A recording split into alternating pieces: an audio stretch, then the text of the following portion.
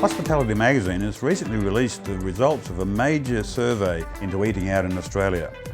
We asked questions of over 1,000 consumers and the owners and operators of over 1,000 restaurants, cafes, clubs and bars to find out what are the key trends in the industry.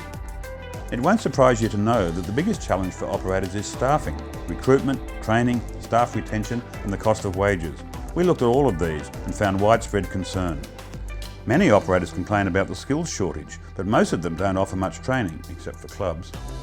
Another key finding is the growth of technology. We live in an online world, but eating out is a physical experience.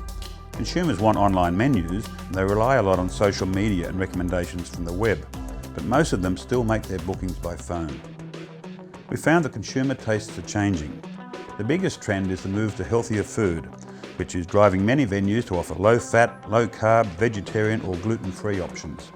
This is reflected in the shift to healthier cuisines, such as Japanese and seafood, and away from burger joints and pizzas. It also shows up in lower alcohol consumption. The report also modelled the total market size. Australians spend $45 billion a year on eating out, which is more than $90 for each household each week. There are over 80,000 places to get a meal in Australia, about 1/3 of them fast food outlets, about 1/4 of them restaurants and 1/4 of them cafes.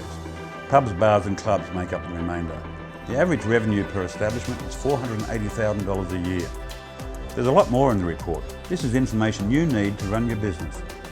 If you want to know more, contact Hospitality Magazine or go to our website.